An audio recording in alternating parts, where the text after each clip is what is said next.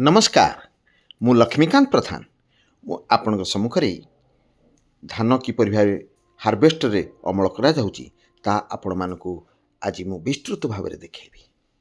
आपण जानती ओडिशा गोटे कृषि प्रधान राज्य। शतकड़ा अर्धाधिक लोक एठारे कृषि उपरे निर्भर करती। धान होची ओडिशार मुख्य शस्य। यह छड़ा लोक माने मुग बिरी मांडिया अन्यान्य प्रकार पनीपरिया करती मध्य।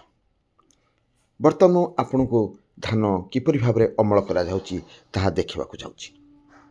धान टोटाल तीनोटी प्रकार। गोटे होची शारदा धान, आ गोटे डालुओ, आ गोटे बियाली धान। शारदा धान होची मुख्य धान। यार कार्य जून मासरू आरंभ हुए एवं धान अमल करा जाए ए डिसेम्बर एवं जनवरी मासरे। आपण मन देखुचंती चाषी माने किपरि भावरे सेमानकर धान अमल करुचंती। आपण ए भिडियोटे देखुथिबे गोटे हार्वेस्टर किपरि भावरे धान अमल करि चलीछि। किंतु गोटे कथा कहबाकू देबाकू चाहूँगी, आजिकाली धीरे धीरे लोक मानक मनरू चाष करिवार इच्छा समाप्त होबार लागिछि। यार तीनोटी कारण।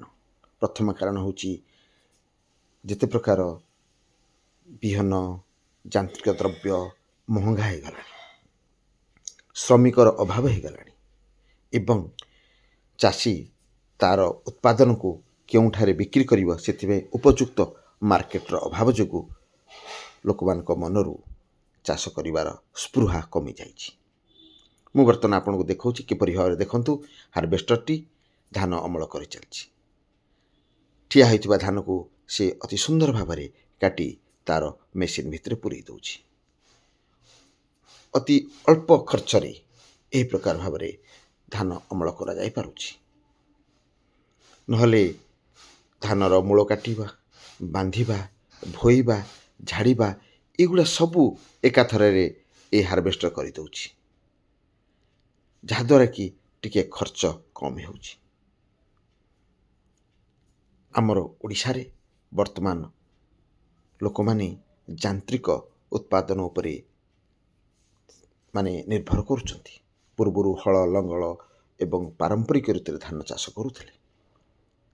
देखंतु केते सुंदर भावरे से हार्वेस्टर टी धान अमल करि चलीछि। कहती जे चषा हजार लोकंकर मुहरे दाना दिए।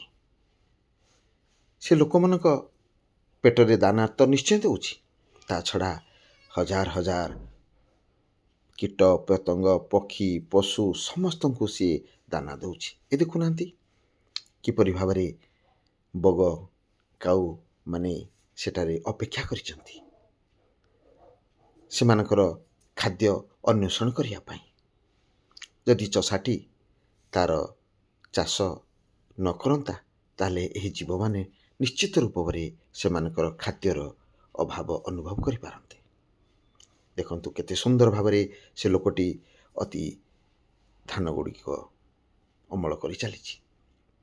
ए धान गुड़िक अमल हो सारा परे ता भितर जो कैबिन अच्छी से हार्वेस्टर कैबिन रहे एवं से कैबिन रू गोटे पाइप माध्यम पाखरे ठिया होइतिबा गोटे ट्रैक्टर रे से धान गुड़िक संग्रह करा जाए।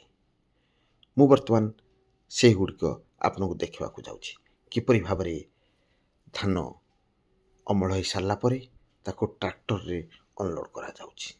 देखंतु हार्वेस्टर टी आसी ट्रैक्टर पाखरे ठिया हैला एवं आपण देखि पारुथिबे गोटे सुंदर पाइपटा ऊपर को उठिला एवं ताहा धीरे धीरे बुली आपणकर ट्रैक्टर ट्राला पाखक जाउछि। आपण देखंतु अति सुंदर भाव में केते सुंदर भाव कार्य होछि। चषासी ठिया होइचंती एवं ए पाइपटी बुली बुली आसी ट्रैक्टर डाला सीधारे रहिला एवं सेही अल्प समय मध्य सेही हार्वेस्टर रु संगृहित होइतिबा धान गुड़िक किपरि भाव में ट्रैक्टर डाला रे पड़ुछि आपण देखि पारुथिबे। अति सुंदर भाव में एहीपरि धान अमल करा जाय पारुछि। ଦେଖନ୍ତୁ କିପରି ଭାବରେ ଧାନ ଗୁଡ଼ିଏ ସଂଗୃହୀତ ହୋଇ ଟ୍ରାକ୍ଟର ଡାଲାରେ ପଡ଼ୁଛି। ଚାଷଟି ତା'ର ଅମଳ ହେଉଥିବା ଧାନ ଗୁଡ଼ିକୁ ଅତି ନିକଟରୁ ଦେଖି ଖୁସି ହେଉଛି। ଏହାପରେ ସେ ସଂଗୃହୀତ ଧାନ ଟ୍ରାକ୍ଟରରେ ଆସି ଚାଷୀର ଖଳାରେ ରହିବ ଏବଂ ଖଳାରେ ଚାଷୀ ସେ